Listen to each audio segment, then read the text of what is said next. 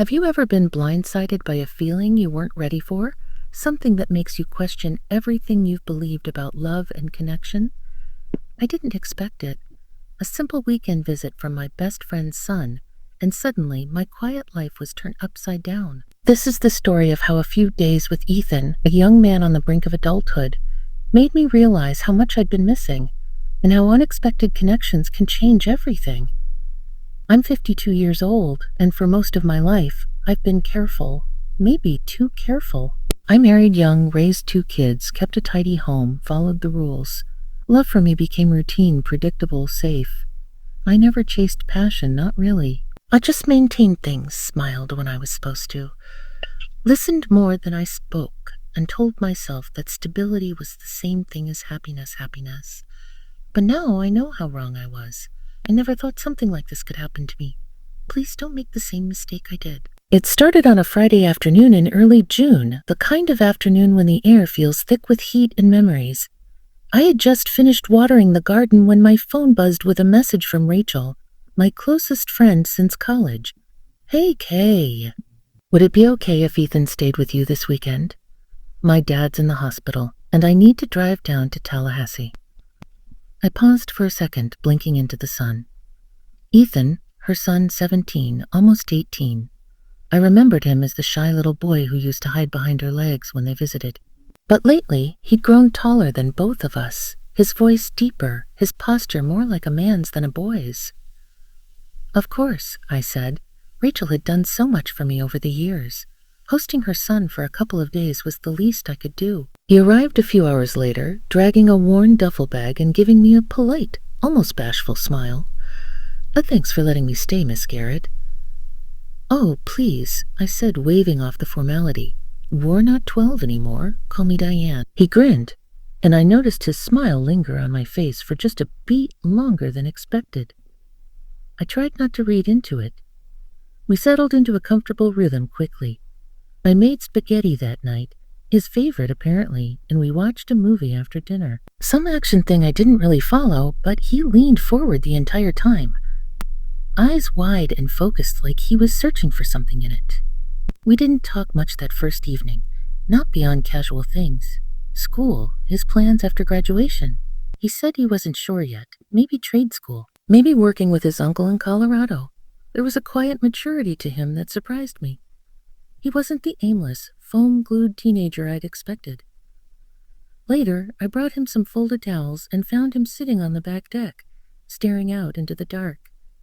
Fireflies blinked in the tall grass, and the air buzzed with cicadas. You okay? I asked gently, stepping out beside him. He nodded but didn't speak right away. Then sometimes I wish I could just stop time, just freeze it. You ever feel that way? I looked at him, at the curve of his jaw in the moonlight, the earnestness in his voice. It caught me off guard. Yeah, I said softly. More than you'd think. He turned his head and looked at me. I couldn't tell if it was the night air or the quiet of the moment, but something shifted between us. A flicker of unspoken understanding. Then he smiled again, stood up, and said, Good night. I watched him walk inside and stood alone under the stars for a long while, trying to make sense of the warmth blooming in my chest. It wasn't attraction. At least, that's what I told myself. It was just appreciation, a reminder of youth, a possibility of being seen. The next day started quietly. I made pancakes, and he helped me clear out some boxes in the garage without being asked. We played music while we worked. Fleetwood Mac, mostly, and he surprised me by knowing the lyrics. He even sang along. Your taste is better than I expected, I teased. He laughed and said, That's because my mom raised me right, and she listens to all your old playlists. By early evening, we were both tired and sweaty, so I suggested we cool off in the backyard pool. I hadn't been swimming in ages, but the idea sounded refreshing. I changed into a one-piece that had sat untouched in my drawer for years, suddenly self-conscious about the way it fit. When I stepped outside, he was already in the water, flipping lazily, eyes closed. He looked so peaceful, so at ease. I felt something in me soften. Come on in, he said without opening his eyes. The water was warm from the sun. We splashed around a little, talking about nothing. Then he looked at me and said, You don't smile much. Not really, I blinked. I do. He shook his head. You pretend to, but when it's real, it lights up your whole face. My breath caught in my throat. I laughed it off, but it stayed with me. The way he said it, the way he saw me, not as someone's mom friend. Not as a middle-aged woman with a predictable life, but as a person, as a woman. That night, after dinner, I couldn't sleep. I kept hearing his voice, his laughter. I kept feeling the way his eyes held mine just a little too long, and I started to realize maybe something was waking up in me that I hadn't felt in years, something that both scared and thrilled me, but I didn't know then how far it would go or how much it would change me. The next morning, I woke up earlier than usual. The sun hadn't quite made it over the trees, and the house was quiet. I sat at the kitchen table with my coffee, staring out the window at the soft light spreading across the lawn. I kept telling myself I was just tired, that all the strange feelings from the night before were just passing nonsense stirred up by the novelty of having a guest.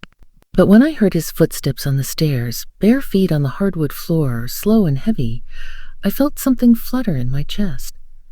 It was ridiculous. I was 52. He was barely out of high school. I had no business feeling the way I felt. Still, when he came into the kitchen with messy hair and sleepy eyes, something about the sight made me smile before I could stop it. "Morning," he said, rubbing his neck. "You're up early," I replied. "I want some eggs." He nodded and we fell into a quiet rhythm. Me cooking, him sitting nearby, watching me in that way that made me nervous and curious all at once. There was something about the stillness of the moment, the ordinary clatter of the spatula against the pan, the way sunlight caught the gold in his hair. When I handed him his plate, his fingers brushed mine just briefly, but enough to send a jolt through me. I tried not to react. "You always seem so calm," he said as we ate. I laughed lightly. "Is that your way of saying I'm boring?" "No," he said quickly. "Not at all. I just mean it's nice. You make the house feel safe." It was such an honest, quiet compliment, and it undid me a little.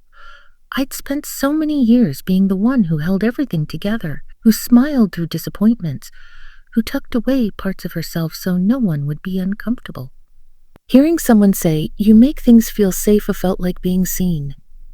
After breakfast, we didn't make any plans. He went outside to read on the porch, and I did some laundry, fine to ignore the way my thoughts kept drifting. But by late afternoon, the sky had shifted. Gray clouds rolled in from the west, thunder low in the distance. Summer storms in Florida never announced themselves loudly until they were right on top of you. We ended up in the living room together, the rain tapping on the windows, the lights dim. I lit a few candles just in case the power flickered out, and we sat on opposite ends of the couch, flipping through an old photo album I hadn't opened in years. "That's my daughter when she was little," I said, pointing to a picture of a little girl in muddy boots holding a frog. "She looks like you," he said. "Same eyes. But she's stronger than I ever was," I murmured, more to myself than him. He turned to look at me. "You don't give yourself enough credit." I was suddenly aware of how close he was. The couch didn't feel as big anymore. There was a warmth radiating between us, quiet but undeniable. "You remind me of someone I used to know," I said softly, not sure why I said it. "Is that a good thing?" he asked, nodded, eyes locked on his. "Yes, but also it scares me." The silence stretched. The thunder outside rolled louder. He reached out and touched my hand. Just a simple gesture, fingers resting lightly on mine. "You don't have to be afraid with me." My breath itched. It would have been easy to pull away, to change the subject, to stand up and go do something safe like clean the kitchen or call Rachel. But I didn't. I just sat there, letting the moment settle between us, letting the warmth in his hand spread up my arm like a quiet invitation. Eventually, I did pull away, not because I wanted to, but because I had to. I stood and walked to the kitchen under the excuse of making tea. My heart was racing. My thoughts were scattered. I told myself this had to stop, that nothing could happen, that it was just a lonely woman and a kind young man crossing emotional wires in a strange weekend. But I could still feel the impression of his touch. That night, I didn't sleep much. I lay in bed with the rain still falling outside, trying to convince myself that the lines hadn't shifted, that nothing had changed. But deep down, I knew they had, and I wasn't sure what that meant, or what would happen next. The rain was gone by morning, but the air still carried that damp, earthy smell. I stood barefoot on the porch with my coffee, watching the mist lift from the yard. Everything felt a little too quiet, like the house itself was holding its breath. Ethan hadn't come downstairs yet, and I wasn't sure whether I was relieved or disappointed.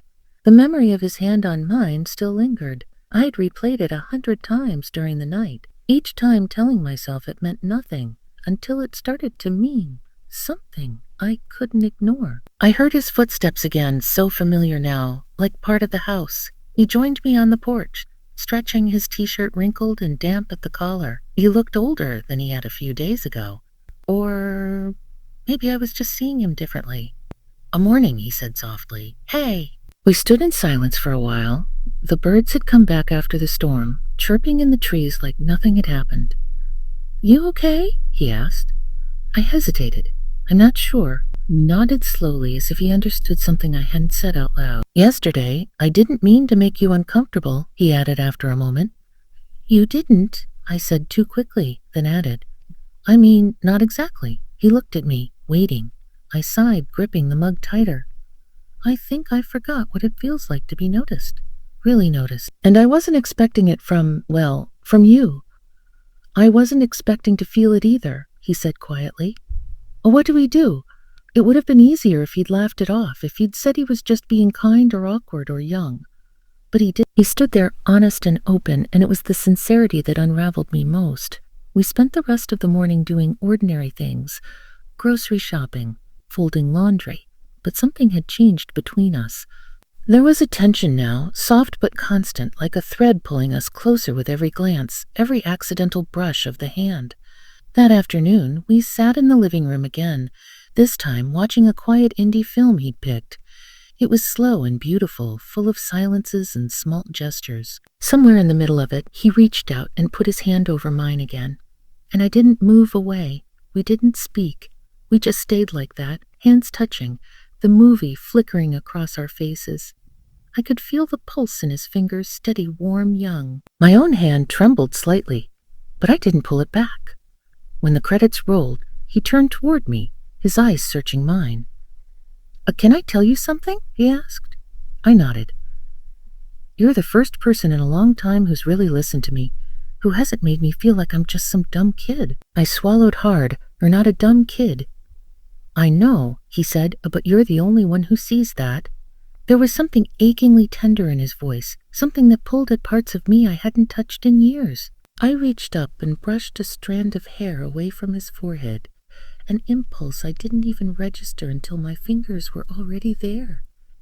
He leaned forward just slightly, enough that I felt the heat of his breath, enough that I had to close my eyes for a second, but then I stood quickly. "Need to start dinner," I said, my voice shaking. He didn't stop me. He just sat there watching me walk away. In the kitchen, I gripped the counter, heart pounding.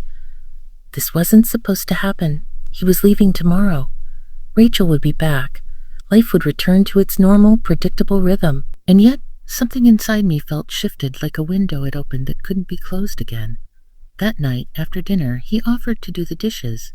I stood beside him, drying as he washed, our movements slow, deliberate. When we finished, he turned to me. Thank you," he said. "For what?" For this. For being you." It didn't know what to say, so I reached up and touched his cheek just once, just lightly. And in that moment, I realized this wasn't about age or rules or even attraction. It was about being seen, being wanted, being understood in a way I hadn't been in decades. It was terrifying, and it was beautiful. That night, I didn't try to sleep. I sat alone in the living room after Ethan had gone upstairs. The lights turned low, the house humming with the kind of stillness that only comes in the very early hours. I curled my legs beneath me on the couch, clutching a throw blanket and staring at nothing. My thoughts swirled like slow-moving water, too heavy to fight but impossible to ignore. I kept thinking about everything that had happened over the past few days.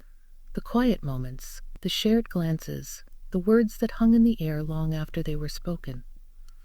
I hadn't expected any of it, and I sure hadn't expected it to feel so honest. I'd been living quietly for years. My divorce was amicable, but hollow. The kids had grown up and moved on, and I'd built a routine that was safe, structured.